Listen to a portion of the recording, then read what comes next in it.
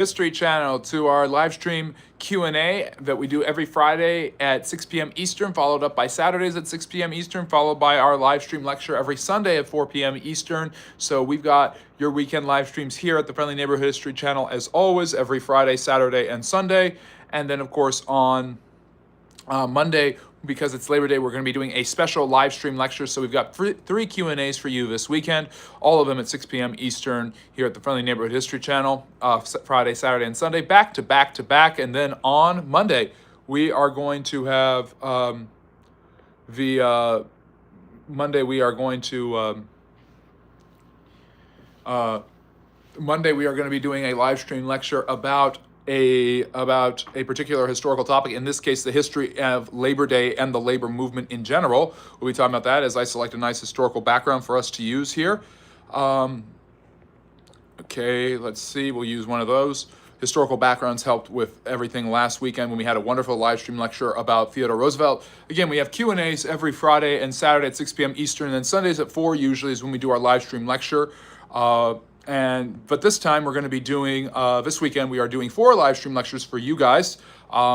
Here's a nice background. Here's electric lights coming into an industrialized city in the late 19th century. Could be Paris or Berlin, Rome, London, or New York. And so you can check out my full-length videos that we release every Monday and Friday here on the channel. And they talk about, and I am doing a series right now on the Industrial Revolution. So please go watch that video. But yes, there is, nobody cares about British time, Harry. So there is a 6 p.m. Q&A on Friday, but we just started right now. We'll be back tomorrow at the same time for a Q&A. This Sunday, we're doing a third Q&A. Usually it's the live stream lecture, but this Sunday we're going to be doing a Q&A. And then Monday, we are doing our live stream lecture at 4 p.m. at 6 p.m. Eastern, or 4 p.m. Eastern on Monday for Labor Day. So I think we're going to really have some fun this weekend.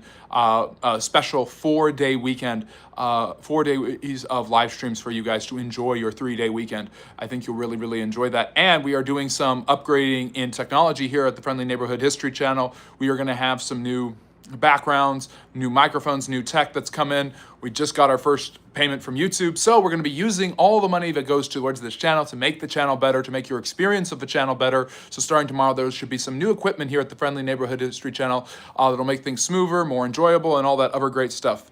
We will not be voting on the live stream because I'm going to be live stream lecking on Monday at 4 p.m. Eastern, our 4th live stream, back to back. This one will be about Labor Day and the history of Labor Day. So welcome to the Friendly Neighborhood History channel and to our first of our 3 Labor Day weekend Q&As every day from Friday through Sunday at 6 p.m. Eastern. So start your weekend off and continue all the way through Sunday, getting all your questions answered about history and social studies here at the Friendly Neighborhood History channel, where we talk about history in a neighborly, communal manner. So if you like history, if you enjoy talking about historical topics, put a comment or a topic in the chat, like the live, subscribe for more, and ask me anything you'd like about history and social studies. You get to talk to a historian about one of the world's most important subjects, and that is social studies.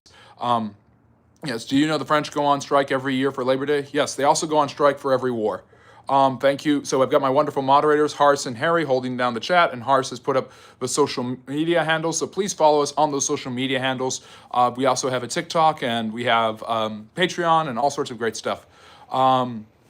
Levi, hello, from joining us from Oregon. We've got people joining us from all over the world. Good to see you. Welcome to the Friendly Neighborhood History channel. So yeah, if you guys have a question about history or social studies, drop it in the chat, and look forward to our 3-part Q&As and then our Monday live stream lecture all about Labor Day. And then we are going to be experimenting with new technology starting tomorrow on the live stream lectures and on the Q&As. So our live streams are going to look a little bit different. We're going to be improving the quality of everything here at the Friendly Neighborhood History channel as we become more and more of a professional unit. We're really looking forward to that. Eventually, I'll have a desk. I'll have a professional microphone. There's going to be a lot of changes and renovations, but we're using backgrounds now. I think that's a little bit more exciting, a little more engaging. And this is electric lights coming up in a city.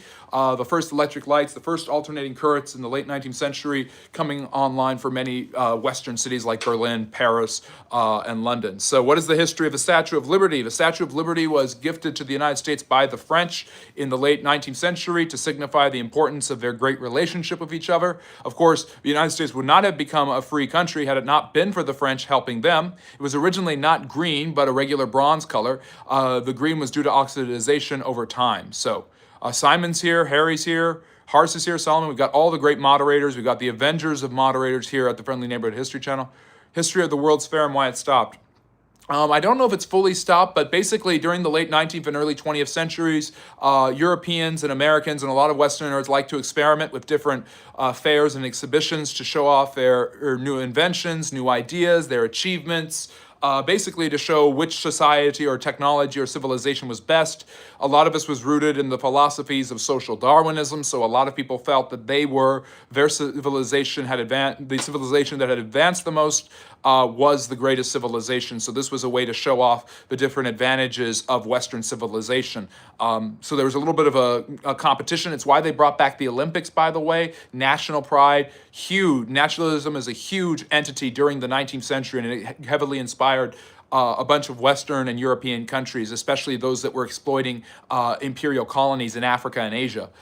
So there's a couple of reasons why they got it. That became a little bit out of style. Both world wars in the 20th century kind of brought that down, so it's not as much as it used to be. So Alan Turing, he's the father of modern computing. I think he was a British man. I think he won the Nobel Prize for his efforts in mathematics. Hello, Barbara. Can you imagine that a golden baguette is the French gift to America? Yes, well, Americans right now would probably enjoy that. What happened to starting shooting for Venom 3? No clue, Faith. Welcome to the Friendly Neighborhood History Channel. If you're just joining us, we do Friendly Neighborhood History here. If you've been here before and you're just coming back, it's good to see you. Welcome back. Andrew, hello. The devil is a Democrat. That seems very politicized. I think the Cold War and World War II pretty much ended that. Yeah, world wars, competition, global competitions, those things kind of ended this this idea of social Darwinism and the idea of trying to show off. And it was usually done in kind of a more docile way. Obviously, the Cold War is a more aggressive form of that between the United States and the Soviet Union. So yeah. And Levi, I'm glad you think it's great. If you guys think it's great, make sure to like and subscribe. A super chat, a perk comment always helps out, but no pressure to join or become a member, but you can for early and exclusive access. Why do first past post-electoral systems always have two parties dominate? Well, duopolies are popular in Western countries, although some Western countries have become more coalition-based, like the German parliament is coalition-based and the French have been parliament-based. But Britain, Canada, and the United States, for most of their history, have been two-party dominated as a way to basically represent a general bulk of the population and divide them in half rather than into thirds or into fourths or things like that. I don't know if Johnny Depp's in Pirates of the Caribbean 6. And thank you, Nazi, for the new subscription. I really appreciate you. How many books you've read? Quite a few. What was the history of the Golden Gate Bridge and why is it so popular? I think it was built in the early 20th century. There's an entire park system around it. Obviously, it's a beautiful building. It's the cables, the lines through it, obviously defy explanation in many ways. It's a monument to the building prowess of the early 20th century in the United States, and it's a way to enter a beautiful city right on the bay in style. So I think there's an aesthetic quality to it that has made it so popular. What happened to the people of Germany after the war? Could you get in trouble if you killed a German? A little bit, I think. Generally, the attitude was those who had resisted the Nazis were on the right side of it, and obviously Germany being divided by the Eastern communist Soviet-backed government and the West being a puppet of the democratic capitalism, obviously both sides were willing to work together to condemn as many Nazis as they could and to use some of those Nazis over in their own governments to help them produce technology during the space race, for instance, like Operation Paperclip. But the truth of the matter was the ostensible message was that Nazism was evil and that what they had done was horrific. And because of that, anyone who was against that during the war was obviously the good person. Hello, Angel. Hello, Shakir. Good to see you. Thank you for joining us from Brazil. Edie, thank you so much. Hello, Bobcat, Nazi. Okay. No, the French currently have a stupid three-party system, so each party controls a third, so literally nothing gets done because the three parties hate each other with a passion. Yes, which is why Emmanuel Macron is the most unpopular president and world leader in the world. Believe it or not, Harry, it's not Donald Trump, it's Emmanuel Macron. And yes, please try to support us. Simon the Bunny is here. It's always great to have such my wonderful moderators, especially during our 4-part live stream. So join us today, tomorrow, and Sunday, 6 p.m. Eastern. You can check out my long-form videos Mondays and Fridays at 8 p.m. Eastern. And of course, Monday, I'll be doing a live stream lecture at 4 p.m. Eastern talking about the history of Labor Day. And my video that week will be about Labor Day as well. I am, well, in no way affiliated. I hope you're doing great. Let me see here. Pony Express was set up in the late 1850s, early 1860s as a way to deliver American mail more reliably, but it kind of fell apart because of the institution of a telegraph, and it was obviously interrupted by the Civil War. What is the history of the Golden Gate Bridge? Already answered that. Apache, hello. What is Azov? Azov was a Turkish port on the Black Sea that Peter the Great attacked in his wars. I'm pretty sure it occurred in other wars, but it was definitely one of the places the Russians tried to conquer from the Ottomans, because the Russians' greatest rival throughout their history was actually the Ottoman Turks. From Montana, thank you for joining us. Yep, 5.4 thousand views. We've had an amazing live stream lecture about Theodore Roosevelt. Really enjoyed this. And this is real news, and we provide real news, Cortega. Every day I give a news update on the channel. I know I'm a historian, but I feel like it's my job to report the actual facts of what happened, be they in the past or in the present. So from India, from South Africa, Salinger, great to see you as always. Do you ever wear normal clothes like board shorts and a tank? Why? Are you offering to pay me to wear that? Emmanuel Macron is only unpopular in France. Domestically, people quite like his foreign policy. No, they don't. Anyways, so in France has this stupid system where their president controls foreign policy, but the prime minister also appoints a foreign minister who's supposed to be in charge of foreign policy. You mean like the Secretary of State in the United States and the foreign minister in Great Britain, who's part of the parliamentary cabinet of the prime minister? Would you consider eating a mantis shrimp on live? What is a mantis shrimp? I love shrimp, but I don't want to know what a mantis shrimp is. What is the history of your life and the future of your history? Me gusta, I mean, I'm a historian. I study history. I talk about history. And hopefully, we started this channel about 1.5 years ago. We've been doing the live streams for about a year, a little more than a year. And we just got monetized a couple months ago. So we're really going all out on this monetization thing. And I really, really love it and enjoy what I get to do. Yeah, let's see if we got any historical questions on India. Hello, mathematics. If I haven't gotten to your comment yet, it's not because I'm ignoring you, it's because there's a lot of people here. So Scotland are about to change the political system, whether they like it or not. Okay, thanks for the update. Can we agree that James Polk wasn't that good of a president, was mediocre at most? Why do you always load all of your questions with, can we agree? No, we cannot agree. You know that I like James Polk. You know I'm going to talk about how he was, I think, a good president. Not a fantastic one, but a good one. Certainly underrated. We don't talk about him enough. The guy completed Manifest Destiny, sea to shining sea. Okay, from that, I understand a lot of the arguments against James K. Polk, and I understand your arguments, but they're bad arguments. So, I did my research, yes. Is it real that there is a $50 million reward for the capture of Maduro? Yes, and Maduro put one right back on the Trump administration. So yeah, Mercy, good to see you again. Yes, but Mercy, I did learn about the Srebrenica and what happened in Kosovo and Serbia in '95 and how the Bosnians and the Serbians massacred the Muslims in that city. So I did learn about that genocide. Yes, but France have a president who is supposed to be in charge of foreign policy according to the Constitution, but now the prime minister also appoints a foreign secretary, or you would call it secretary of state. So they have two people help. They have a president who oversees everything, and part of his job is foreign policy, and then you have a foreign minister who helps oversee foreign policy. That really doesn't seem like a contradiction to me. Who is Shiva Ji Maharaja? It's an Indian name. I don't know exactly who it is off the top of my head. Yes, Bharat, the ancient Sanskrit word. And let me see. Avantika, you might like my video on the Varna system and the history of Hinduism in India. I mean, the guy is basically telling Europe what is best for Europe, and most of Europe is supporting him, so he's quite popular within this continent. Yes, but not in his own country, so sorry, too bad. Macron, and he'll be out of power pretty soon anyway, so just like Stramer. Maybe you guys will get Jeremy Corbyn. I'm sorry, I'm in a feisty mood today. And I mean, he seems to be the only European leader talking any sense at the moment. You're just mad because most of them are agreeing with Trump. This guy, Friendly History, you haven't heard any of my arguments against James Polk. At least wait for me to give them to you. I've heard them, and I don't agree with them. You know the history of which countries of the world in depth? As many as I possibly can. I'm not a particular expert in Brazilian history, Nazi, but I've learned more about Brazil in the last couple of years, and I've really enjoyed learning about how the Portuguese royal couple fled to Portugal during their wars with Napoleon, and the wars went so poorly, and eventually they were able to go back, but the Brazilians hated the Portuguese royalty so much, they asked the son son of the King of Portugal, to become their emperor. So they got their independence from Portugal in, I think, 1821, but they put Dom Pedro as their new emperor, the son of the King of Portugal. So there's some interesting stuff. Thoughts on Macron's wife? I know I've heard this theory before that she's a man. I mean, it's pretty much a conspiracy theory. I don't see any evidence supporting it, but their relationship is a little strange, especially from an American perspective, to say the least. Who is Che Guevara? Che Guevara was a revolutionary socialist leader and probably second in Latin American communism ranks to Fidel Castro, who helped Castro, depending on your perspective, liberate or doom the island of Cuba with their communist revolution in 1959.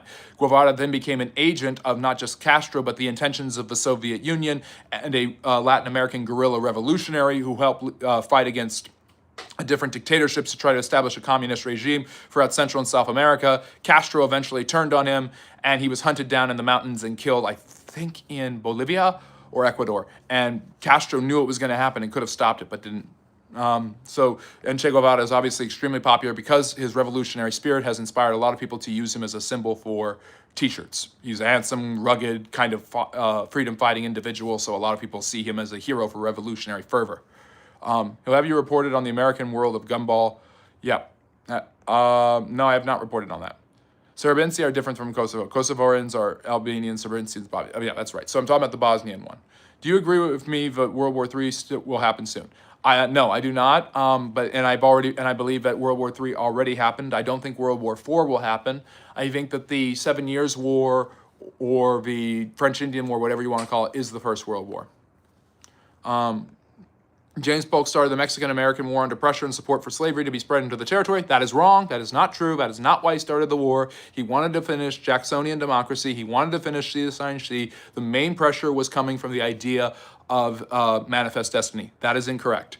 Polk didn't care if slavery spread into those territories, unlike Van Buren, the other Democratic choice from 1844, who didn't want slavery to spread. That's what makes the difference. So James Polk wasn't based when it came to slavery, but he was based in wanting to expand America. And at least from a manifest destiny perspective, that was the huge part of Jacksonian democracy. Jacksonian democracy really didn't care about slavery.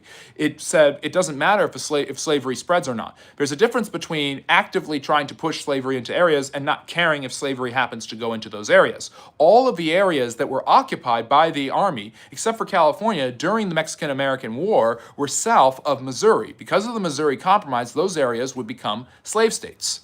If you have a guy in charge of foreign policy, and then you have the president's appointee also appointing someone to be in charge of foreign policy, no, there isn't. Sorry, Harry, that's not true. I thought that, but when I Google Bharat, it takes me, I think it's Bharat. I've got to look up the ancient name. Maybe I'm misspelling it. If you know Hinduism and don't know Chhatrapati Shiva, then you need to know, brother. Okay, tell me about it. Maybe I do know it, I just don't know it by name. No, most European leaders are suck-ups and do whatever Donald Trump tells them. You're just a hater. And I'm not defending Donald Trump or anything. I think it's just, oh my gosh, some of my European leaders, because I'm a Brit, are supporting Donald Trump. That's awful. How dare they? But Macron isn't, so Macron is good. That's just tribalism. Have you reported on the amazing world of gumball? No, stop asking. Brazilian history, the Portuguese is very interesting. I visited Brazil. Obviously, the Treaty of Tordesillas, the Portuguese exaggerate that so they can take control of Brazil. It's the largest country in South America. It has some of the deepest resources in South America. And it right now is in a huge world of political chaos with the BRICS movement, with Lula and Trump fighting over tariffs, but also with Jair Bolsonaro being placed under 24-hour watch because they believe he's a flight risk. To be fair, yeah, it's not the best shirt and tie combo. What do you want, Jim? We're doing formal wear here. What's your favorite period in history? Which one would you pick to live in? That's a great question. This period, late 19th century in Western Europe, would be absolutely fantastic. What's your ethnicity, bro? I'm an American. You can guess after that. Lepanto was a battle in which the Europeans, the Holy League, Italy, the Habsburgs, and a few of their allies were able to defeat the Muslims. It's a big naval battle, 1571. Che Guevara is a big politician, soldier in South America that changed the mindset of liberal and communists, supporting the poor people. Yep. He's definitely got that going for him. There's a lot of sympathy towards left-wing liberal revolutionaries in that area because of the oppression of upper classes, ancient Spanish and Portuguese oppression, racial oppression, class warfare, and also, of course, you've got corrupt governments, many of them supported by the United States during the Cold War because they're not communists, so they can't be that bad, even though they're awful. Let me see here. Philosophical, thematic, focus method. What type of historian are you? List non-exhaustive. I like the philosophical side. I like the historiography. But anyway, what do you think about France's continued hold on most of Northwest Africa when it comes to their currency and monetary policy? It's interesting to see that peeling away. It seems like their continual, that's led them into a particular situation a lot of French people don't want them to be in. The National Front is on the rise in France, and a lot of people think that the French are going to be, that France losing its immigration refugee deal with the Algerians, other things like that. There's a lot of tension between France and its former West African allies. It's removed all of its troops and its presence in Senegal. Obviously, for the French, it's a symbolic and ceremonial way to keep their empire alive. What do you think about Japan before World War II? Well, actually, you mean World War III, because there's been 3 world wars. But Uber Eats, Japan, very militant, very aggressive, takes over the French colonies in Indochina, takes over Indonesia. In fact, the Vietnamese and Indonesian independence movement, which became famous in the 40s, 50s, and 60s, started with opposition to the Japanese oppression of the area. The reason the United States decided to give the Philippines full independence was because of the Japanese oppression during the war. So the independence movements in Southeast Asia are actually a result in many ways, and a successful result, because of the Japanese occupation of those areas during the war. Then they attacked the United States. After that, they attacked the British. They tried to get to India through Burma. Much of the fighting is in Myanmar. And once again, you have another country that eventually gains its independence after the war. And one of their protests is, we fought and died for our imperial overlords. We deserve our own freedom. Let me see. World War III will be fought with nukes, and World War IV will be fought with sticks and stones. That's a common statement. I don't know if it's fully true. America is the land of immigration. Certainly you can't have the American story without various immigrants from different areas coming to the United States. It has a unique set of immigration circumstances which make it far less ethnically binding than many countries, even Western European countries with similar political systems and histories. Salam to you, Pakistan. Thank you for joining us. What's the history of Bolivia? How did it form? Bolivia was carved out of, I think, some of the land from Colombia and Venezuela. I might be getting that wrong. It might be Peru. I think it might be Peru. And basically, Bolivia is named after Simón Bolívar, who was a revolutionary leader who helped overthrow the Spanish in New Granada, which was Colombia and Venezuela, in the 1810s and 20s. Yeah, I have that DMV rage because you and Harry are once again giving bad faith arguments. James, great to see you as always. I appreciate that. Mexicans are very handsome people, so I will take being called a Mexican. What's your opinion on last battle in Europe during World War II or World War III? Battle of Osdok. I don't know a huge amount about it specifically, so I can't speak to it. Do you believe the Nazis had a base in the Antarctic? No. Harry, okay, let me see. Hassan, be nice to Harry. Do you agree the British should be allowed to fly British flags across their nation? So this is a big controversy right now. Several different British municipalities, in England in particular, were I think Harry would be a better person to ask, but here's what I know about it, and this is me reporting the news, so let's see how objective I am. Several different municipalities started flying as an effort to show solidarity with the suffering of the Gazans and the Palestinians, Palestinian flags. The Palestinian flag was originally the Arab Revolt flag, which in the 1960s was reappropriated by the PLO, the Palestinian Liberation Organization, to be the Palestinian flag.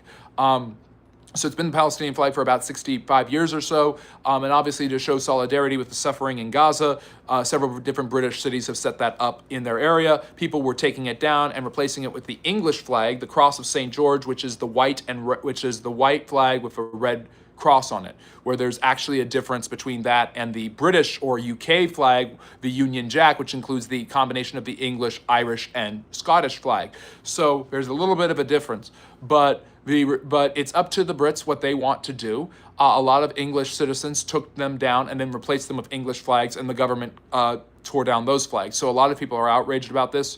There's a huge cultural clash between the migrant populations in Great Britain and the native populations of Great Britain. The Labour Party is extraordinarily unpopular. The days of Jeremy Corbyn seem to be over. The days of Gordon Brown seem to be over, and the days of Keir Starmer seem to be numbered. The alternative to that is not a semi-conservative party, but a hard right, reform party similar to the AfD rising in power in Germany and the National Front in France, which seems to be on its way to taking a majority. There's a huge nationalist, nativist, anti-immigrant, xenophobic aura that these groups bring with them into the political realm. And so they've actually been very, very, and so they're gaining a lot of attraction as people just want to be patriotic for Britain or England. So Harry can speak more to that than me, but that's a fair perspective on it. Trump is great, I'm loving him, Trump is a retard. See that? 2 back-to-back comments. And I let him just sit in the ether because I'm not going to share my own perspectives on that. You guys make up your own perspectives. So restore the monarchy in Portugal. That's what I say. That'd be interesting. They've been without a monarch for a century. Keir Streamer does whatever Donald Trump tells him and appeases the crap out of him. I mean, delivering a personal letter from the king in front of a president, how is that not being a stuck-up? I don't really care. I don't think that's why he's unpopular. The unpopularity of the British Prime Minister, when you look at the Reform Party, which is far more Trumpian in many of its ideas, nationalistic, nativist, xenophobic, that is a more popular party than the Labour. And I think maybe he thinks that Britain's international prestige relies on the Americans, and he would be right to think this. Or maybe you might be possibly wrong about some of the things you think about Donald Trump, or maybe you're right about all of them, and maybe Keir Streamer is a coward. Maduro will be treated like Noriega. That's an interesting comparison. Maduro is a socialist. Noriega was at least anti-communist enough for the Americans to keep him in power, and then George Bush took him out in the late 80s. And the EU basically walked into negotiations with the United States and gave him whatever they wanted within about 2 minutes. Yes, Harry, it was good. Yes. I don't know what to say. He doesn't look like Donald Trump. Okay, what was your thought on President Carter? I think he did his best. I think he had good intentions, but I think he wasn't the person for that moment. I don't know. He had no foreign policy expertise, and that was the only field where he actually got a couple of victories, such as the first Camp David Accords. Hello, Salinger. Good to see you. Let me see. Duarte Pio, Duke of Bazanga, is the current head of the House of Brazanga and the most prominent claimant to the defunct Portuguese throne, recognized as the heir by some monarchist circles. It's interesting. Here's a fun fact that some of you may know if you follow this channel. This is something I'm going to do a video or even a mini doc on, is the fact that in the in the 30s and 40s, socialist governments broke out everywhere. You got the Nazis, you have Mussolini, you have Franco, you have Oliveira and Estado Novo, which is kind of a Portuguese equivalent of fascism. You have fascist dictatorships springing up in the 30s and 40s out of nowhere. You have the same, eventually you have Perón, you have Pinochet, those are a little later on, but Brazil had its own under Getulio Vargas. Same time. It's fascinating how these rise of these militant fascist dictatorships occurred all around the same time in Europe and even in South America. Yeah, some of the ancient Greek city-states abolished slavery 2,000 years before Britain's Wilberforce movement. Will you please concur? Which ones? Because the Helots certainly wouldn't agree with you. Giving slaves freedom was not uncommon, but widespread abolition, not a Greek concept. How come math was so advanced in the Middle East, but it took a lot of time to develop big steps after very knowledge? Wars with the Middle East, the Crusades, obviously you don't want to learn anything from someone you're trying to kill, although some of the learning from the Islamic Revolution, or the Islamic Golden Age in the Middle East was brought back by the Crusaders at the end of the Crusades, and that helped spur on Renaissance learning, humanist philosophy, scholarship, studies in science and math, which advanced the human beings into the scientific revolution. What was World War III? I would say you got the 7 Years' War in Europe. It's also in India and Africa and South and North America. Then, how's that not a world war? Then you've got the Great War. Then you have the war with the Nazis. Do you support gay rights and gay marriage? I don't share my personal perspectives on moral or political or social issues. I'm an objective historian. That's my job, to be as objective as possible and give opinions about historical perspectives based on what facts and information I have. If people want my perspective on a particular geopolitical issue, I'll share it, but I'm going to share that based on my historical enlightenments and my historical conclusions based off of what facts I can get to, because my whole job is to tell the truth. But I mean, I support anyone who comes to this channel. I mean, I don't discriminate against anyone who comes to this channel. Obviously, I don't find, as a man who has studied the American Constitution for a long time, I don't find anything in there that would ban or prevent gay marriage from happening. I mean, if you look at the U.S. Constitution, it's not an argument from silence. There's nothing in there that prevents two people from getting married, regardless of their gender. It's just so hard for us to think about that because they weren't thinking about, because that wasn't on the mind of the founders in the late 18th century. I don't think that's an argument against it, though. If I have 10 minutes to change the world, I will spend 9 of them. Okay, whoa, interesting. I wonder what the other minute would be spent doing. William the Wolfman. Roman, hello. Madame Macron, I think she's a woman. I mean, I think that's overblown crazy, but not crazy, but it's interesting. It's interesting to look at their relationship and kind of how it's a little bit weird. Rick, I believe all historians to one extent or another are revisionist. Boris Johnson should be convicted as a war criminal for influencing the peace agreement between the Ukraine and Russia. For influencing? Boris Johnson prevented them from going to peace a couple years ago. Do you have any knowledge on Croatian history? A little bit, not a huge amount. World War IV will be fallout guns like improvised handmade axes, okay? Hello, Jen, good to see you. After World War IV, the only thing that will be left are cockroaches and Keith Richards. Yes, Keith Richards will survive anything. I mean, the land of Bolivia was known as Upper Peru. Yes, that's true. However, it wasn't formed from other countries directly, but rather for the breakup of the Spanish Empire. That's a better way to put it. You've got it's land that would be part of these particular areas because you have the Viceroyalty of Peru and you have New Granada, and some of the land in between there became Bolivia. Let me see here. Let me see. We have been told categorically our flag is deemed offensive by our government. Is that the Scottish flag, Candy? So the current flag controversy is that when people were putting up Union Jacks, the St. George Cross and St. Andrew's Cross, local councils would complain and threaten people, saying it's racism and is not at all inclusive for immigrants and foreign residents.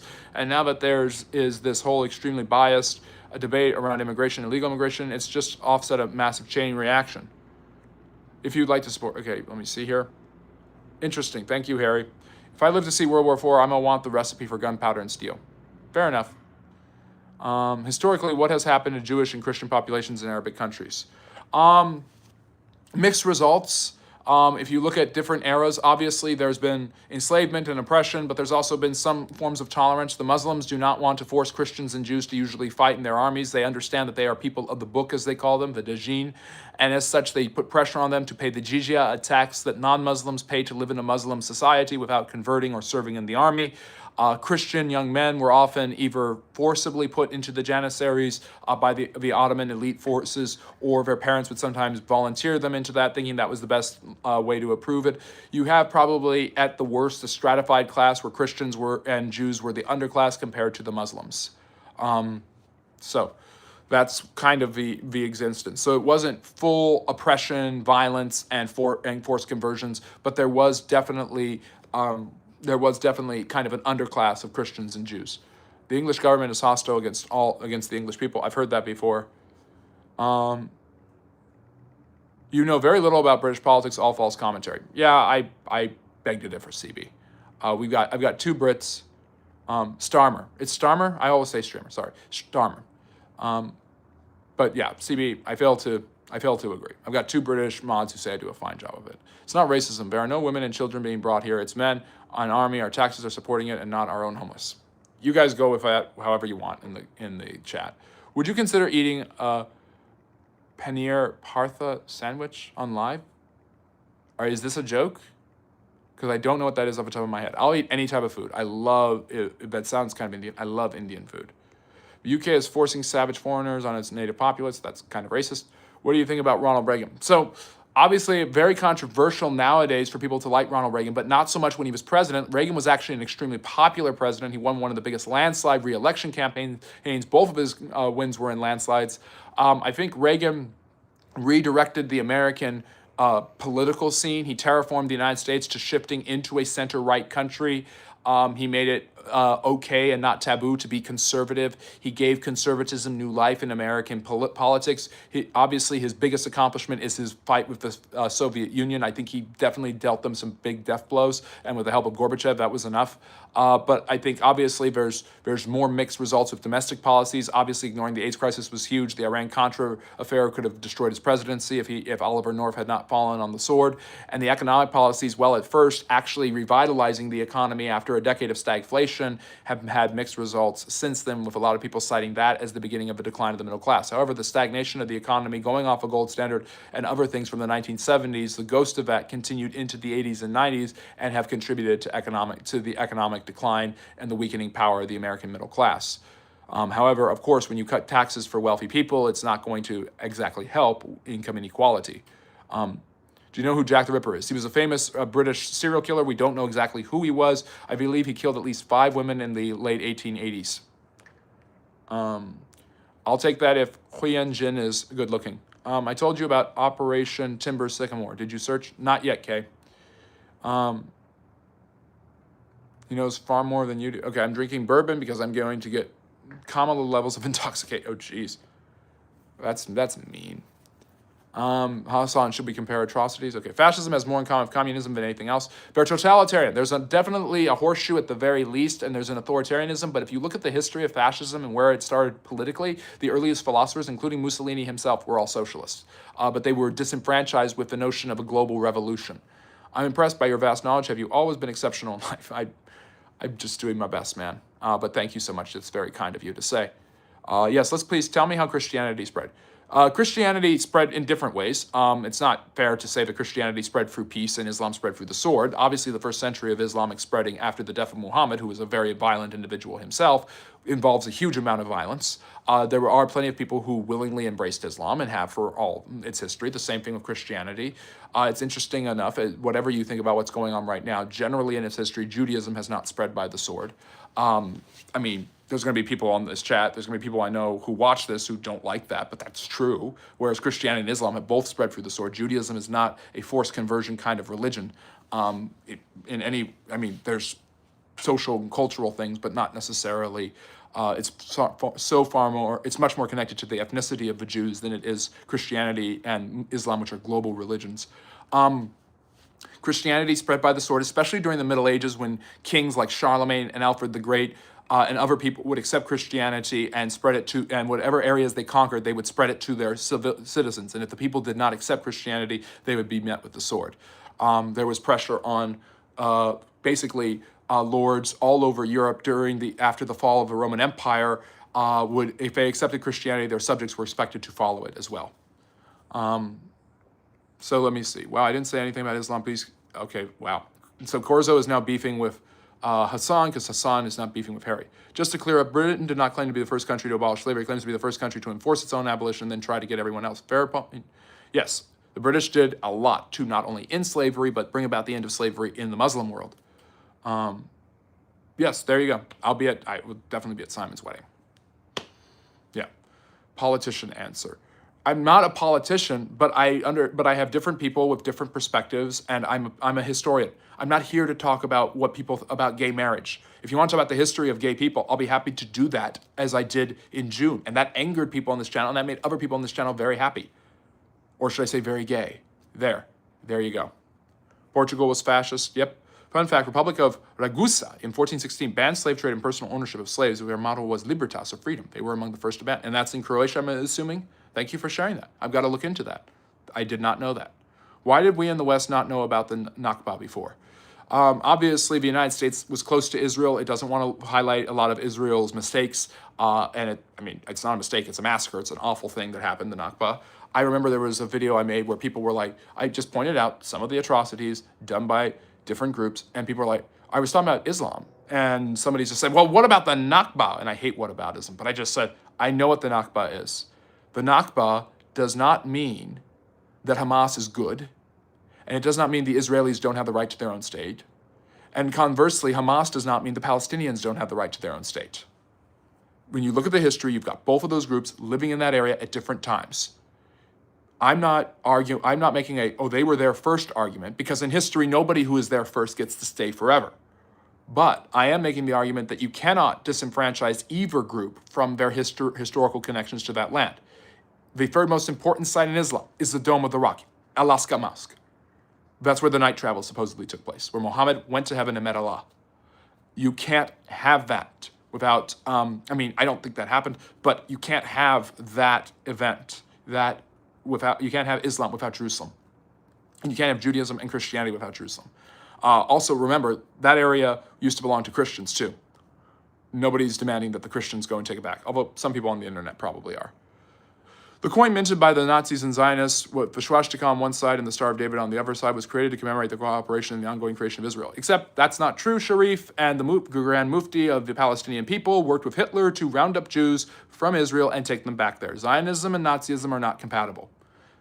In fact, the reason Zionism happened was speed rushed by the United States after the last World War was because of the Nazis, in some way.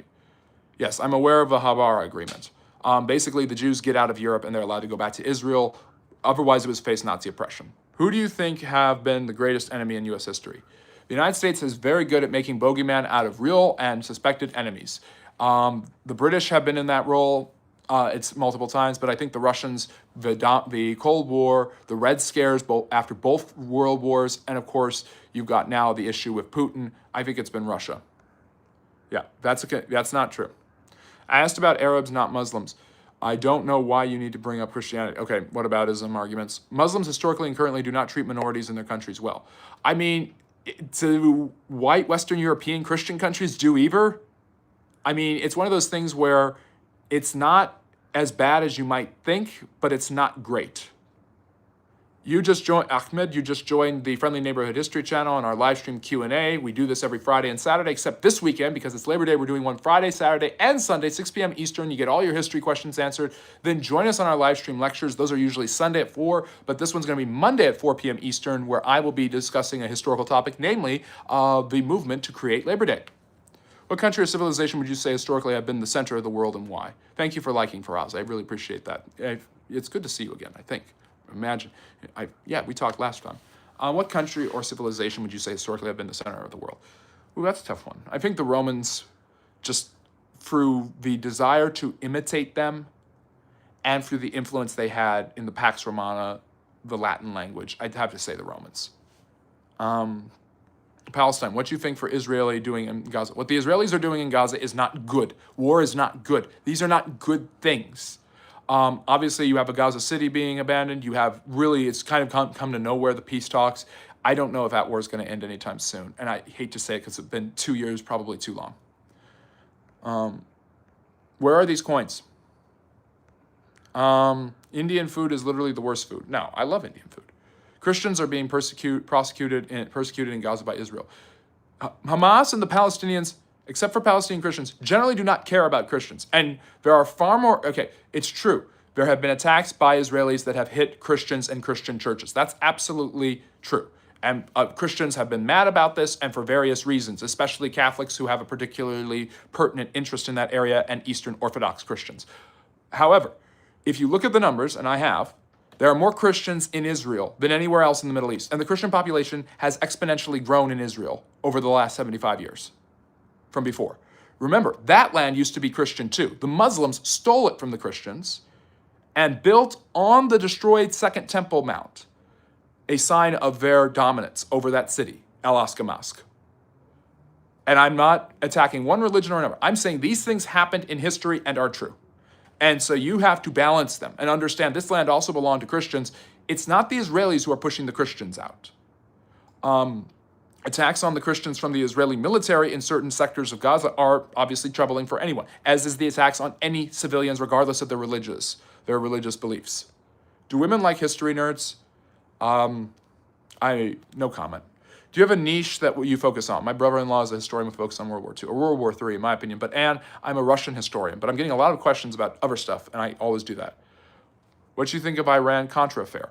One of the worst scandals of the 20th century, an underrated scandal for a U.S. president. Reagan got away with it because he was so likable and popular, and he wasn't as stupid as Nixon was at that bad moment. America is conservative, don't believe fake news. America is far more conservative than Western Europe, that's for sure. What do you think Israeli doing in Gaza? I would call it a war with a bit of ethnic cleansing. I am not going to call it a genocide. Let me see here. A recent survey in England reported that less than 10% of the population attend church regularly. Yet all of a sudden, St. George is popular again, but possibly not for his Gnosticism. No, mistake. It's probably best. My understanding of it is St. George is a national figure. There's obviously a nationalist interest in him. It doesn't have anything to do with the religious factor. Although there is a rise in interest in Catholic saints and in Catholicism in Britain. In fact, soon there will be more Catholics than there are Anglicans in the country of the English or the Church of England. Do you know what Reagan paid Iran to hold the hostages? No. I don't know about that. Because it's not true. What happened was Reagan paid them for weapons several years later when the U.S. was supposedly helping the Iraqis, who were their enemies in a war, overthrow the Iranian Republic. But he paid them covertly through middlemen in Saudi Arabia to help give weapons to the Nicaraguans, the Contras, who were counter-revolutionaries, to overthrow the communist Sandinistas led by Daniel Ortega, who's still in charge of that country, by the way. Left power, then came back. One of the middlemen, I think he was Saudi Arabian, his handler, one of his people that he worked with, who may or may not have been a Secret Service agent, was Jeffrey Epstein. It's all connected, folks. Let me see. And how LGBT became mainstream, well, it was very counterculture. American people became more used to it happening. Obviously, the coming out movement allowed gay behavior, gay lifestyles to be more accepted in the American mainstream during the 70s and 80s in particular. I'm from the United States. I'm not going to share where. Thank you, Nazi. I really appreciate that. They say Jack the Ripper was a royal family member, but I don't know about that. That's a rumor that he was one of the princes. I think he was one of Victoria's sons or nephews. That's an interesting rumor I've heard before. But again, with the British legacy of Edward VIII supporting the Nazis and Prince Andrew being Prince Andrew, no, the British could never produce a royal family member capable of doing nasty stuff to women. Oh, and yeah, you're king right now. Sorry, Harry. Didn't mean to throw you under the bus there. Nazi coins would not carry the Star of David on them. And if they did, it was probably a propaganda campaign to get them out of Germany. Yes, I hate crime. I hate all bad things. I hate war. So if you want my opinion about the Gaza situation, stop the war. If you want my opinion on the Russia situation, stop the war. If you want my opinion about the Sudan, stop the war. Is that terrible? But yeah. Wasn't the swastika a Hindu symbol, and why did the Nazis use it? The swastika was originally an Indo-Aryan symbol. It meant peace and order. The Nazis believed that it was referring to them. They turned it sideways to mean chaos and disorder. What do you think of a theory? The Soviet Union government was not really a government, but a large corporation, and in practice, the Soviet Union was anarcho-capitalism. I think that's a bad theory. What is the worst thing that you have been doing in the name of Christianity? What is the worst thing that have been done in the name of Christianity? Ooh, that's a tough one. The Inquisition is probably worse than the Crusades. You got the witch hunts. That's definitely part of it. I'd say forced conversions in the Middle Ages. The actions of the Spanish, Ferdinand and Isabella, the Spanish Inquisition, terrible stuff that were done to Jews and Muslims. Simon the Bunny, look up the Harvard Agreement's implications. Yes, we all know the Harvard Agreement. We all know that. It's actually saved Jewish lives indirectly. We don't know, but we also know that Hitler worked with the Grand Mufti of the Palestinian people to kill Jews. Why aren't you bringing that up? Thank you. I will look up that. Israelism. Thank you, Scarface. Let me see. Yes, I understand about that coin. Thank you, Simon, for interacting with that. Gandhi was a British sympathizer. Kind of. Not really. In fact, the South Africans got their independence ideas from Gandhi. It was then 5 Muslim countries decided to go to war with Israel. After they declared their independence, after the Palestinians or the Arabs living there, they weren't Palestinians, or they wouldn't normally call them Palestinians. The Israelis living there were called Palestinians. So Palestinian identity had existed, but it certainly changed its way of understanding after the 48 war. Gandhi was indeed very racist. And he fought to keep the Varna system. He fought to keep the caste system, which itself is kind of racist. So, yes. And Martin Luther King was a adulterer. So, Israelis was their actions they now have been doing for over 80 years now are making it impossible for them to have their own state. Historically, they are the terrorists. Huh? I don't know what you mean. Do you agree extremism is in Islam and Judaism are both evil and neither is to be supported? I would generally say that extremism, if it leads to violence, can be quite destructive. Christian extremism, especially nowadays, is radicals blowing up Planned Parenthood clinics or the KKK. Radical Judaism, you have the settlers on the West Bank, you have these Haredims who just close off themselves from the rest of the world and spit at Christians. I mean, that's pretty disgusting. You have radical Hindu sects. Radical Islam is a predominant international movement and organization of both Sunni and Shia stripes that has tens of millions of supporters one way or another. That is not the same thing as a group of 100 skinheads worshiping Hitler. I'm sorry, it's not. It's not all of Islam. In fact, they hate Muslims. They kill Muslims all the time. It's a horrible, horrible thing. Most of their victims are Muslims, but that doesn't change and so if you want to save Islam, you would be against radical Islam. The same way the KKK hates most Christians, the same way the Nazis claimed to be Christians and hated Christianity, the same way that that mainstream Jews tend to not be in favor of radical Jewish sects and stuff like that. It's interesting that radical religious sects often hate their own religion the most. Yeah. And I will give Harry the credit. The British did not create the segregation in South Africa. The Dutch did. Zionism existed before the Holocaust, about 70 years.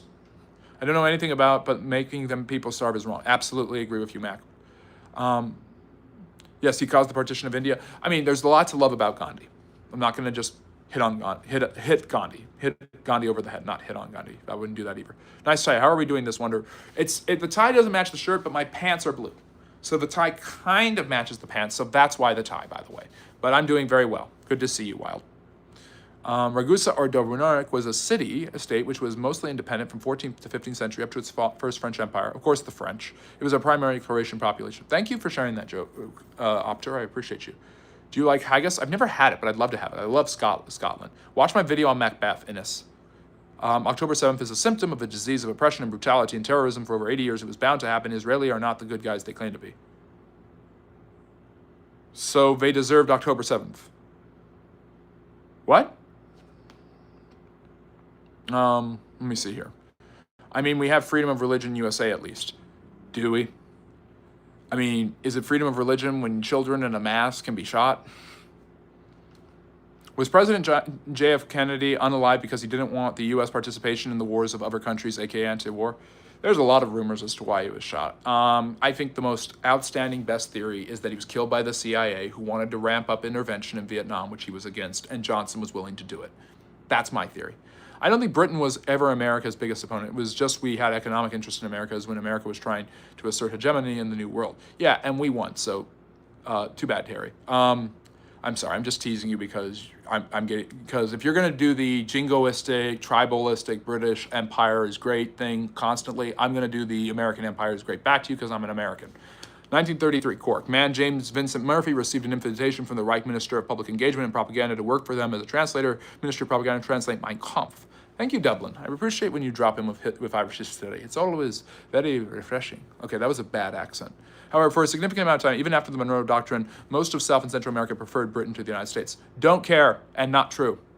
The questions are on fire tonight, definitely. Let me see.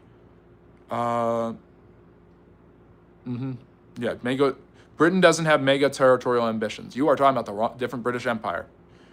AIPAC owns the U.S. A lot of people think this.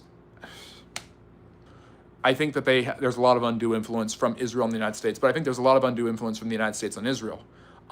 It's a question of satellite states, and Israel is a satellite state of the United States in the Middle East, and was during the Cold War. That's how it was seen during the Cold War. The Soviets were anti-Israeli, not because there were no Jews in the Soviet Union, but because the Soviet Union saw the Muslims as the oppressed and the Middle East as susceptible to communism, but Israel as a lamppost of the United States and Western democracies.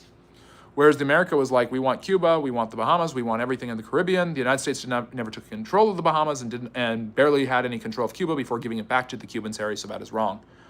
I'm very intrigued by the Mughals of India. They did some crazy stuff, but they were so romantic. They were wives Shah Jahan and Mumtaz, and of course the Taj Mahal is named after her, a tomb. The Mughals were fascinating. They were the only Indian government that was able to figure out the Muslim question. Islam has had a long history of power in India while also having a lot of problems with the Hindu majority population. The Mughal were able to balance this by not forcing the Hindus to pay the jizya, but some of the more violent aspects of Hinduism emerged from that era. So it's not perfect, but they did have a much better relationship with the Hindus than future Indian Muslim governments in India would have, and previous ones like the Delhi Sultanate. Yes, Scarface, you're just repeating yourself, and none of it, and it's not true, so stop repeating false things. Do you think Rockefeller and others killed powerful people on Titanic to create Federal Reserve? No. Wild, crazy, interesting if true, but probably not. I mean, the War of 1812 was pretty pointless considering we had already abolished orders and council that caused the war. Yes, if only you had stopped stealing American people. Let me see. It's very much a genocide. I'm trying to keep my opinions out of it, but I won't let people call it a war. It's a war. It's not a genocide. I'm sorry. I think that it's really bad. I don't think it's good. I'm not a fan of any of it. It's not about defending Israel. My point is, when I look at genocides from a historical lens, I don't see that one as a genocide.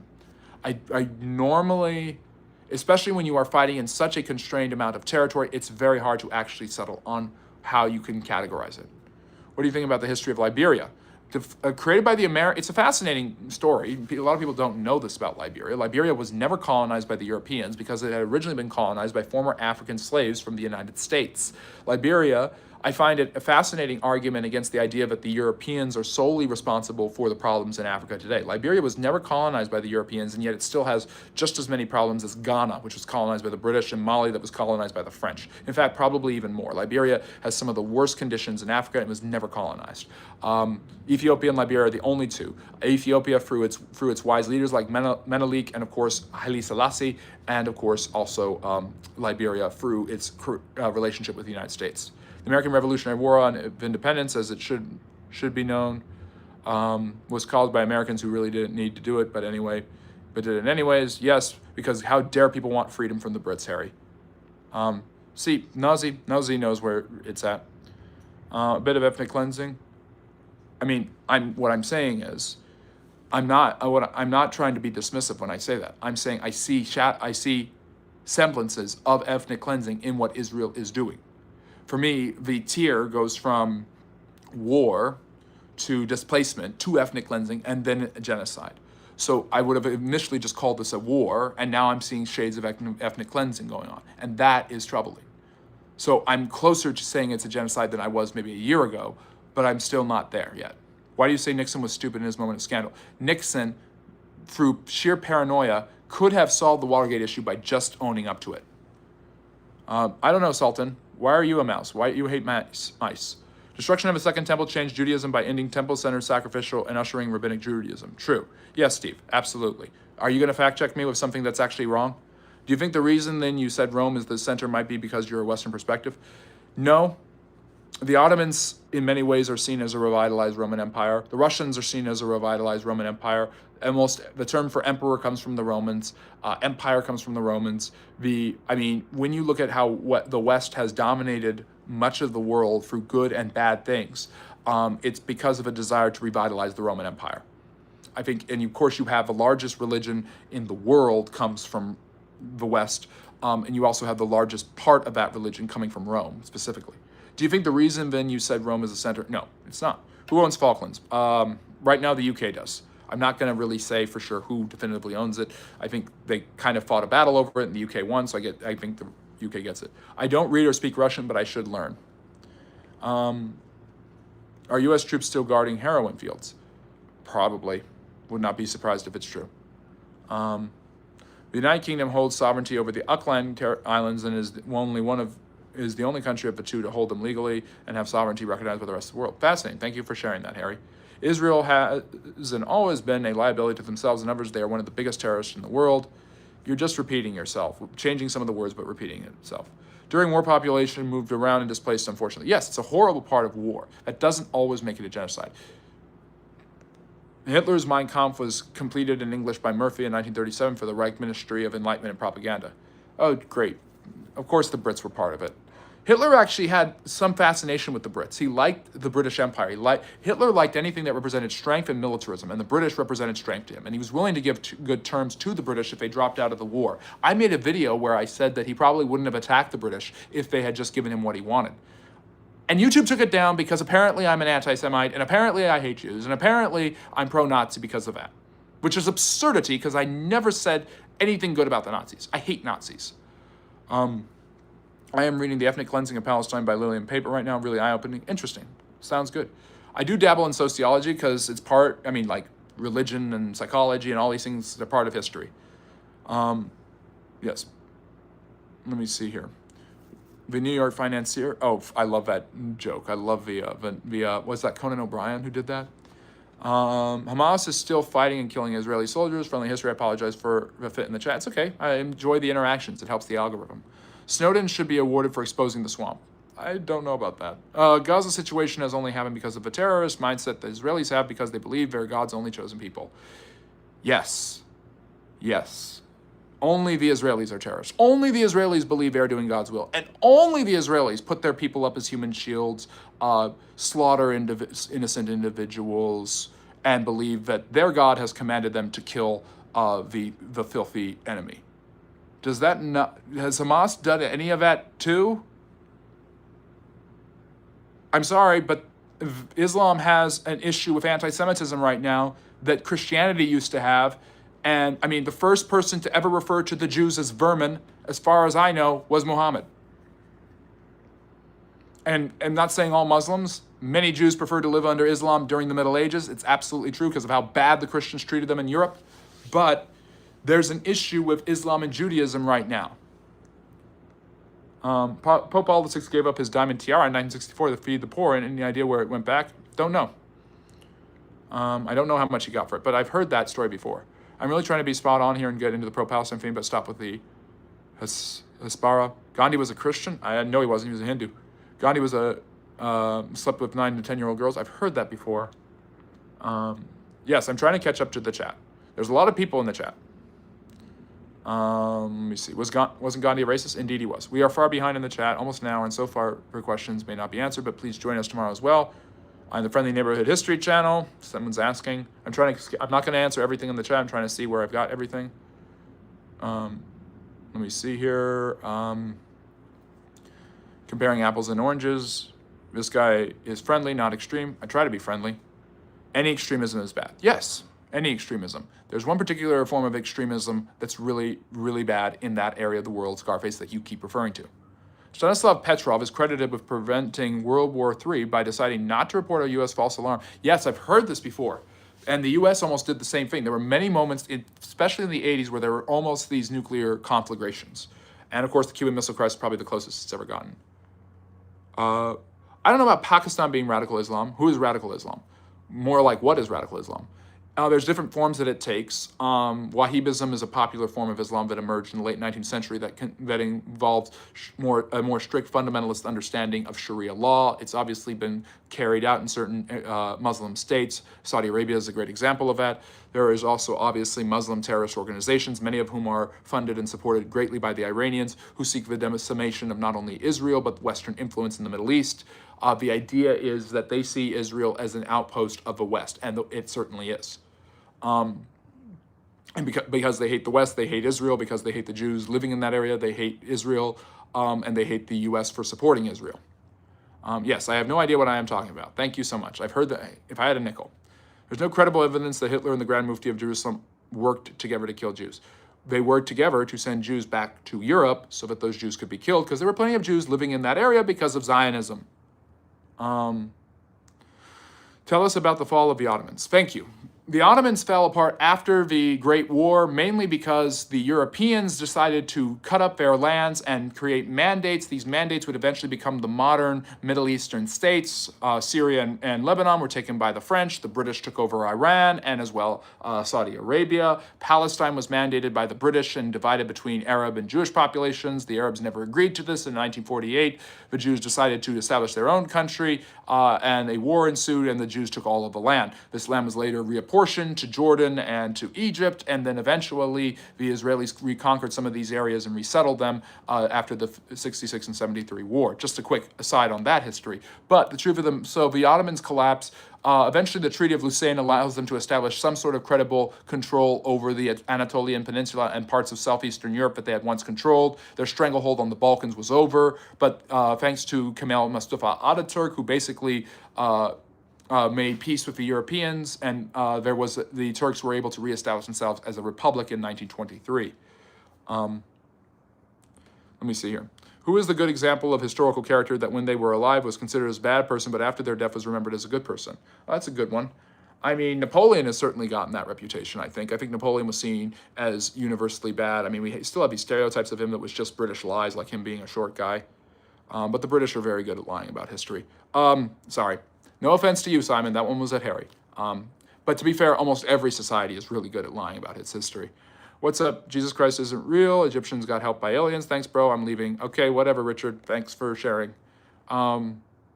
It's good to share topics and different ideas like he's doing. Yes, I'm glad people are sharing different perspectives. The British actually opposed segregation in South Africa, but agreed to let South Africa do it on the condition they stayed loyal to the empire. Surprise, surprise. I live in Ramat Gan in Israel. It's in the center. This guy is very smart. Thank you, Jacob. I hope that I'm fair about this. Lavon affair. Yes. The targeting, I'm trying to remember exactly what it was. It was Ben Gurion approved it, and it was the targeting of a foreign diplomat. It was named after the Israeli foreign secretary, and his name was Lavon. And I used to know the specifics of it. I've talked about USS Liberty, Lavon. Those are some things that we obviously have. We've talked about that Israel, what's the word? Subterfuges Israel has done that has led to a lot of suffering for people. Yes, yes, Sultan. Thank you for rejecting this foolish channel, but be sure to drop a like and subscribe before leaving. What the theory that September 11th attack was inside job is so popular? Because people don't want to believe official government narratives, especially in two wars that did not go well for the Americans that seem to be kind of baseless. It seems more and more likely that there were ulterior motives to get us involved there. Yes, Abraham. Clearly, I said Palestinian children deserve to be targeted by the Israelis. Yes, I have clearly said that. I have said that on every single one of these live streams. The mask is off. I'm paid by AIPAC to defend the Jews. Yes, that's totally me. Totally me. Yes, I have no sympathy for dead children. Thank you, Abraham. You've exposed me. You, with your brilliance, in one comment, have exposed DMV Rage, friendly neighborhood historian. The dark, friendly neighborhood history side of me to expose itself. That I just absolutely want dead children. What absurdity. Israel has killed 83% civilians by their own admission. They were kids with sniper bullets in their heads. October 7th was to get prisoners held without trial, and Israel is free. Is that why? That's not what happened, Dan. And yes, it is true that Israel has killed 83% civilians. When you're fighting a war in a small strip of land, obviously most of the targets are going to be civilians, even despite efforts to prevent civilian deaths. I don't believe the Gaza Ministry of Health's numbers, by the way. Those numbers have been proven to be false as well. If you're going to admit the 83%, which is true, you also have to admit that the overestimation of women and children being killed when there's a lot of men who have been killed is also part of that. So let's see here. The Americans didn't really win, though, didn't they? They were still world power until they didn't. The Americans were a world power before 1914. Watch my live stream lecture on Theodore Roosevelt to understand how America became a world power. They became such a great world power that they made you guys stop being a world power. And I'm just saying stuff to annoy you now, Harry. Tell me about indentured laborers from India. What happened?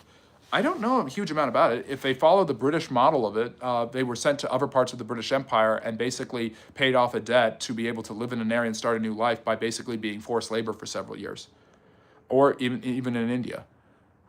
I have a theory. Ultra-nationalists tend to hate their nation and their nationality. Could be. The great U.S. philosopher Cornel West refused to pledge allegiance to the flag because the great-great-uncle had been lynched in Texas and wrapped in the U.S. flag. Has any prominent person done since? Yes. Okay. That is, yes, Cornel West has expressed that. I'm from Israel and I don't agree with what our government is doing, as do many people in Israel. Let me see here. Britain is still considered a world power today with a territory equal to the state of Idaho. Yes, the international foreign threat, the great state of Idaho. No offense if you're from Idaho. Idaho's lovely. My point is, I don't think anyone sees Idaho as a world power necessarily. Israel's a colonist state, they're an occupier. That's a fair perspective. I understand why people think that, especially seeing what's happening in the West Bank right now. And hi, Hassan. Thank you so much for arguing with Harry. Netanyahu is not a good guy. I never said he was. And with a GDP of 3.3 trillion compared to 28, I think, Harry, isn't your GDP about to fall behind the Polish? Asking for a friend. How did the Soviet Union consider the Muslims oppressed when they inflicted soft power in North Iran? Because the Soviet Union was full of paradoxes and contradictions during the Cold War, as was the United States. It is true what I'm saying. That's based off of facts of history, not in my opinion. But thank you for answering. Thank you for repeating yourself. Britain did not have mega territory ambitions in South America at that point. It's very correct. It's perfectly correct. No, the United States told them to back off, and they did. That's perfectly correct. And the only real excursion to try to take over Central American land was from the French in Napoleon III, and it didn't go anywhere because the United States ended the Civil War and then helped the Mexicans gain their win against that. And go watch my video on that. And by the way, I've got videos dropping every Friday and Monday, 8 p.m. Eastern here on the Friendly Neighborhood History channel. Britain did not have mega territory ambitions in South America at that point. Okay, I already answered that. So this is where all the crybabies have been hiding. Yes, they've been on my channel complaining to me. What do you think of William Sherman? I mean, an amazing American general, brutal, harsh and brutal, even for his own time, was kind of regaled as being kind of over the top in his persecution of the Confederacy. Yeah. And I don't agree with the UN and the ICC on everything. Sorry, just don't. Hello, Noah, good to see you. Thank you for joining us from Russia. Yes, I am defending what is true. I'm not only defending Israel. How am I defending a country when I'm demanding that they stop a war? Yes, I'm getting tired of talking about Israel and Palestine too, but I've answered every question about it. It's fascinating. Liberia was colonized by France. You are wrong. Sorry, Tom, no offense. The Americans made sure that did not happen. And thank you. I'm glad you appreciate the time. So firebombing kids, expulsion, and forced starvation doesn't cover the genocide definition. Yes, it does. So the British committed genocide when they bombed Dresden. The Americans committed genocide when they bombed Tokyo. If you're going to go by that definition of examples of horrible things happening in warfare as genocide, then every single war is genocide. Because every single war has had that. I'm sorry, Ice Cold Splash. That's a bad faith argument. You're probably not making a bad faith argument, but when that argument is made, it's made in bad faith, in my opinion. The truth of the matter is, I'm not going to just, yes, it's there is a difference between, not everything in the world that is horrible, even in warfare, is a genocide. And people don't even really define genocide correctly anyways. No, it wasn't. It was filled with African slaves who were sent to the West, to Western Africa, by Americans. The Americans colonized it, but never had any control over it. Israel, as the occupier, has no right to violently oppress Gazans. I don't disagree with you. What led to famine in the USSR? Collectivization by Stalin. The Americans made it very clear that one in Cuba, one second British proposed a self-denying ordinance. When it comes to Cuba, every single country in America. Yes, because the Americans controlled Cuba for 120 years, until the Castros. It's actually the Americans who stepped in and stopped the British from creating spheres of influence, which only led to the rebellion. It's the Americans who put down the Boxer Rebellion in China. So if you're going to talk about Cuba, you're going to need to talk about China and how the British screwed up there. Russia helped in civil war using Navy. That's true. The Russians were very interested in freedom thanks to Tsar Alexander II. Have you heard of Thomas Alexander Dumas? I have, but I don't know exactly who he is. The only reason they dropped the Bahamas was because the British made it very clear it would be war. That's true. That part is true. What's your knowledge of British colonization of Ireland from the 11th century until modern times? Basically, the Irish are probably the most colonized society in human history. The British and the Scottish, the English and the Scottish colonized them at different times during their history. The English started settling in farms. King Henry II went there, basically got them to swear loyalty and fealty to them, and ever since then the English tried to bully them at different times. It led to the starvation of the Irish. Eventually, the potato famine is a huge example of this, the extraction of potato resources to England, the Irish starving and many of them going to America. Do more kids have to die for you to call a genocide? Are you sick in the head? I'm sorry. I'm friendly neighborhood history, but that's just a sick question to ask me. Do more kids have to die for you to call it a genocide? No kids have to die. The war needs to end. Stop it. That doesn't, me using a technical, categorical, and historical definition of a term based on historical knowledges and comparisons is not the same thing as me saying I want more children to die. Who gets into this channel? What's your let me see here. Yes. America didn't have a might to face Britain in a war. I mean, come on, go. It got its butt whooped in a war that was decades before that, before it became an imperial power. Yes. So, let me see here. What do you think about the idea that the ancient Persian Empire was most moral empire? I don't know. I've heard this idea before. I am not sure. They were obviously extremely regal, the Achaemenid, the Medo-Persians. Quite fascinating people. Do you think Latin America and Eastern Europe should be considered part of Western world? Yes. I mean, you got the Western Hemisphere. It's harder with Eastern Europe. Russia in particular is not, I would not consider Western. I don't know if I consider Poland Western. It's definitely more solidly European than Russia is. So let's see here. How far away am I on the chat? Okay, I'm far away. I'm sorry. There's just too many people asking too many questions. I'm not going to answer any more today. I'm sorry. I went an hour with all of you guys. I went 75 minutes answering all of your questions about history and social studies. The truth of the matter is, yes, I'm very well aware of what the Talmud says about Jesus. I'm very, very well aware of it. And that's between the Christians and the Jews. That's not my job to figure that out. That's whataboutism. I just don't understand it.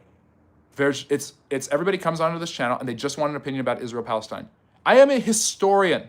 I talk about different types of history from different parts of the world. I have keyed in history about the Israel issue to help me inform an opinion and perspective. I don't agree with different authorities on it. So what? Yes. It's just so fascinating. Yes, free Palestine. I'm perfectly fine with that. But I'm not going to go over the top in just assuming different perspectives that I just don't believe based on everything I know about history, how war has been fought in the past, and how war goes on. And it would be fascinating if people just started talking to me about things that weren't Israel-Palestine 24/7. Sometimes I'm just like, no, I don't want to answer any of it. Then I do answer some of it. And then people just want to talk about it endlessly, like it's an ongoing debate. You got your answers. I don't agree with your answers. And I mean, you're allowed to disagree with me, and I'm allowed to disagree with you. I don't get mad easily. I don't get frustrated with these things easily. But when it's a constant barrage of questions about this single issue, and you've heard my opinion, you don't agree with it, and then you just want to keep repeating yourself. And I mean, I don't know what else to say. Thank you for your peace and love, Ice Cold. We can at least agree to disagree. Yes, Mazimo, you can ask the last question of the day. I'll answer your question. Thank you, Harry. Yes, it's always about how Britain is great and never does anything wrong. King, I am normally not like this, and I wasn't like this for the vast majority of this conversation. Gayahan, I'm sorry. You're joining us at just the wrong time. I'm done. I've gone 76 minutes, and peace is the solution. And by the way, those of you who think I want more children to die, or think that more children should die for me to call it a genocide, go back and hear every single argument I've ever made about this issue. War is bad, children dying is bad. I have never said anything good about that. So I just don't even know what to say anymore about this issue. I don't want to ban free speech. I'm a free speech absolutist. I don't want to ban the discussion of a topic. But I really am getting to the point now where I just don't want to talk about it anymore. I don't want questions about it. I'm not going to answer questions about it. I'm that close. My perspective is simple. The war needs to end. I don't think it can be called a genocide just as yet. And I still think it's horrible what's happened to Palestinian children. And I still think it's horrible what happened on October 7th. And I still think Hamas is horrible. And I still think the Israeli government has gone too far. And I still think the West Bank doesn't need to be settled. It's not up for occupation. If you want a reasonable two-state solution that involves the end of this nonsense, then the West Bank shouldn't be settled. And if you want a reasonable solution to this nonsense, Hamas shouldn't be anywhere near the reins of power. And neither should Netanyahu probably at this point. For goodness sakes, how is it propaganda? I'm just saying the obvious, it's just the most moderate perspective on the issue there can be at this point. Israel is an ethnocracy, not a democracy. Well, then go and read the Jewish religion, because the Jewish religion is an ethnic religion. Yeah, of course it's ethnic. What country isn't ethnic other than the United States? What is an ethnocracy anyways? A country run by a particular group of people?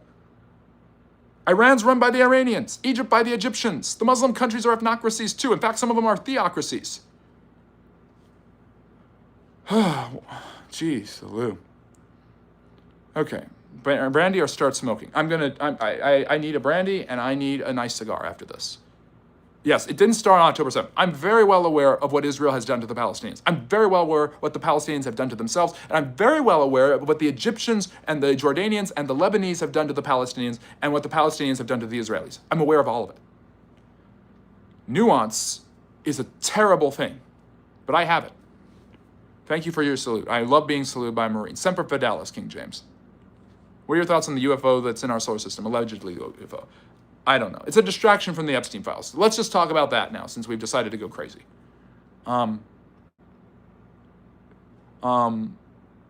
Yes. And Harry, I do agree with some of the things you say. You just don't agree with any of the things I say. And thank you for joining us from India. What do you think about Diogenes? Wasn't that the guy who died by laughing? Okay, I'm going to get back to friendly neighborhood history for like 5 minutes. I'm going to answer questions for 5 more minutes. I'm not going to go through the old chat questions. If you didn't get your question answered, I am so sorry. You can ask another question and I will answer it. Put it in the chat. Like and subscribe if you haven't. Feast of the Trumpets. Is that when the Feast of the Trumpets is this year? I don't keep track. If you want to tell me, tell the mods and we will shut up. I don't want to shut the debate down. I just want people to accept that I have a different opinion than them, and that doesn't mean I want children to die. I'm sorry, but I just don't see how that is controversial. Thank you, Patrick. I really appreciate you.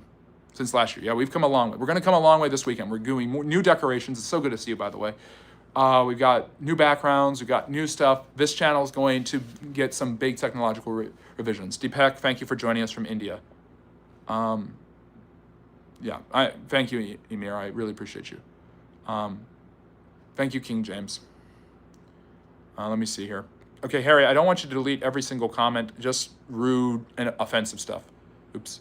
I'm more than willing to talk about, if people are going to talk about the Palestine issue, they're going to talk about the Palestine issue. And you know what? I'm just going to, if one of my mods could just give a basic summary of my position on the issue in the chat and why I think that at the beginning of every live stream, and then I will pin it because we've gotten so dang out of our minds crazy about this thing, because apparently nothing else matters in history or social studies, then that's what we'll do.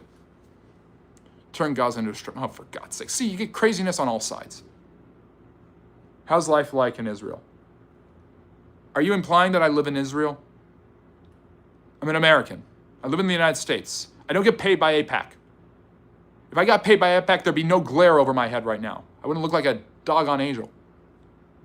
I'd have a nice suit on, and I'd be sitting right next to Charlie Kirk. And South Park would be making fun of me. I love Native Americans too, Jesse, just not the ones that cut out people's hearts.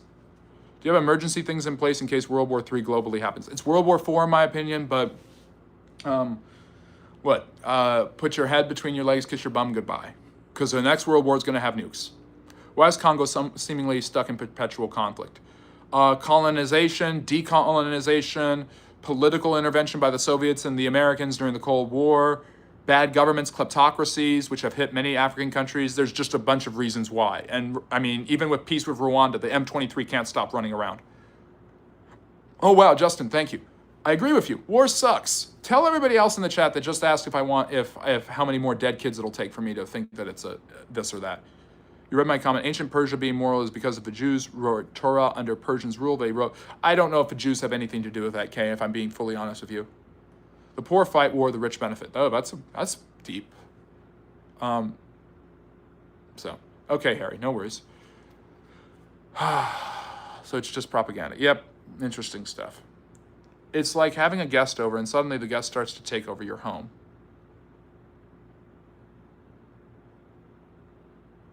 It's like having the guest who lived there 20 years ago come back and start living there again. I mean, that's a bad comparison. This is the common argument against illegal immigration. It's like letting someone live in your house. I don't know if that's a fully proportionally fair argument one way or another. But I will say this, even if we're going to go with a house analogy, you've got obviously a historical lineage there, a historical lineage question for Christians, Jews, and Muslims. it's how is it their house? I mean, the Palestinians as an entity themselves did not have a flag until the 1960s. Most of them were identified as Arabs. The Jews themselves that lived in that area were called Palestinians. You have various different Palestinian groups that do not have that had some type of land over the years, but there were Jews living in that land. There were Christians living in that land. Yeah. Bring it back to Turtle Island. At this point, they might as well be trolling me. I just came in. So you're feeling Israel is doing right? Yes. I love. Yes. You know what? I'm just gonna give up. This is like the Woodrow Wilson day. Sorry, Harry. This is like Woodrow Wilson day. I give up. Israel is perfect and has never done anything wrong, and all hail the Jews. There, you got me. You got me to take off my AIPAC mask. Have you seen that Jack Black movie, Year One? I saw a little bit of it. It wasn't funny enough for me to keep watching. Yeah. I love American Revolutionary History and Civil War. Thank you, Jesse, for screaming all of your comments by it. Charlie Kerr, paid by AIPAC. It might as well be. I don't really care. Again, the chat's getting too long. All right. Do Israeli people living there look, let me see. Do Israel people living there look like all the rest of the region, or they look like Europeans? Some of them are, have you heard of the Mizrahim? The hundreds of thousands of Jews who were kicked out of Muslim countries after the Arab-Israeli conflict and war and after the Nakba and were sent back to live in Israel. There are plenty of Sephardic and Mizrahim Jews who live in Israel. And there are more Arabs living in Israel than there are in Gaza. And I think in the West Bank. And in other parts of the Middle East. War with Argentina? Yeah, that'd be interesting. Wilson was not just me. It was, yeah, it's true. Harris isn't here anymore, Harry. What's the background? This is, so I'm doing background images. They seem to be working. They seem to get people in here. It's just those people want to talk about Israel all the time. I'm a dead and broken man right now. But this is electric lights coming online in a European city, late 19th century. I think it's London. Time period I'd love to live in. Until they got backstabbed. And the Muslims accept the Jews and protected them when they were fleeing from Europe? Some of them did. Some of them didn't. The Jews had to pay the jizya. The idea that Islam is the great defender of Jews in history sometimes has been true and sometimes has been absolutely false. Right now is a great example of when it's absolutely false. That's why there's no Jews in Syria. There's no Jews in Egypt. There's no Palestinians in Egypt because the Egyptians shut down their border and wouldn't let them go over when the Israelis were attacking them. So all the non-belligerent countries never get any flack, but the belligerent country gets flack for not being nice enough when it's at a war with them. Which is, I understand all of the attacks, and I understand how wrong all firebombing children is. But I struggle to understand in a historical context how you have to isolate every single historical conflict and ignore all of how war has been fought throughout all of human history just to complain about this one event. And it's only done here. So, yes. Okay, yes. Yeah, do a super chat if you're for pro-Palestine. I love that, Simon. Yeah, you're all worked up today. It's a nuanced topic. It's very easy to troll. Yes, people are just, I know, people are just basically saying that I am okay with children being firebombed. And I don't like that, especially when people just repeat themselves over and over and over and over again. Can you talk about why Buddhism died on its motherland, which is India, and instead of, don't know enough about that, Faraz. I can't help you there. I'm new here. I love learning what you study. Keep the history alive. Yes, I'll try. Canada never had the maple leaf flag until the mid-60s. Was it because the syrup would keep? That was good. That was funny.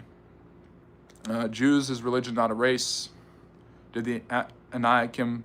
It's interesting how all different types of societies had an Anunnaki, one way or another, Ernesto. Labor Day history. Yes, we're doing 3 live stream Q&As, Ask Me Anythings. Today, we're basically finished. Tomorrow, we're going to be going live for an hour. And then Sunday, we'll go live another hour, 6 p.m. Eastern. Then Monday at 4 p.m. Eastern is my live stream, like all about Labor Day. So, what's your favorite areas of study? Russian history is my expertise. Your background reminds me. Yeah, well, we talked about Jack the Ripper earlier, but he was basically a serial killer. They never found out who he was. The rumor is he was a royal family member. He killed 5 women in pretty disgusting sexual manners. But yeah, thank you, AABBB. It's good to see you again. I appreciate that. No, it's all right. You don't need to apologize. Exactly. Judaism is a religion, not a race. Jews are a religion, or then they try to complete the two. Human beings came first in the planet, and then religions came out of people. Yes.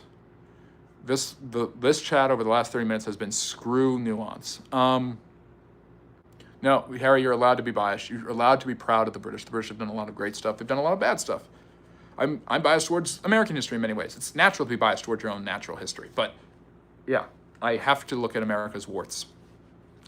And I'm sure you can do that with Britain. Have you ever read God's Chinese Son? No, I have not. I have to do that, Keith. Thank you for the recommendation. Yes, could you explain how come there are Jewish people who are European Jews? Yeah, because they were kicked out of that land that they lived in for 1,000 years. They lost it. They went to Europe. Some of them intermarried with the Europeans. Those are the Ashkenazi Jews. You got your explanation. Thoughts on Islam?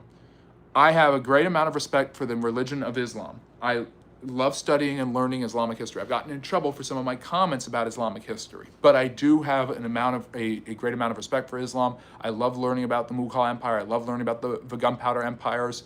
I love talking about how Islam spread into West Africa, and the richest man ever in history was one of the most devout Muslims in history. I say salam to our Muslim brothers all the time, but yeah, Shahrazad, I obviously have a lot of different thoughts about Islam through its history, just like I have thoughts about all religions through their history. I do know Cyrus the Great. I'm going to end the chat now because I went 10 minutes trying to get us back on track after we just went way out of here. Did you like the show The Great on Hulu? I've got to watch it. I've heard it's good. Yeah. Yes. Okay. So yes, I'm going to take off now. Please like and subscribe if you have not. I appreciate everybody coming. I'm sorry I got upset. I don't usually get upset, but it's not directed at any particular person. I mean, this chat was like just normal, friendly neighborhood history stuff, and then everybody just decided to start talking about Israel and all that. So, but thank you for your opinions and perspectives, even if I disagree. I appreciate you being here, and thank you for enlightening me about history, getting me to think about things in different and complex ways. I value each and every single one of you, and although I crashed out chat, I did not fully crash out. We brought it back at the end, so thank you so much for all that you guys have done, and thank you for coming. I really appreciate you. Make sure to like and subscribe if you haven't already, and I am definitely going to enjoy that cigar. Thank you. I really do like this tie. There'll be a tie tomorrow. I don't know, because we're doing formal wear here, but we've got live stream Q&As tomorrow and Sunday at 6 p.m. Eastern. Because of Labor Day, we're doing 4 live streams, not 3. And then Monday, we're going to be doing our Labor Day live stream lecture, which I think you'll all really enjoy. And get ready for some new tech. We're going to be upgrading stuff. Thanks to the donations and help from all of you guys, and from your watching of all of our short videos that drop every day and our live stream lectures, or our live video, our full-length videos every Monday and Friday.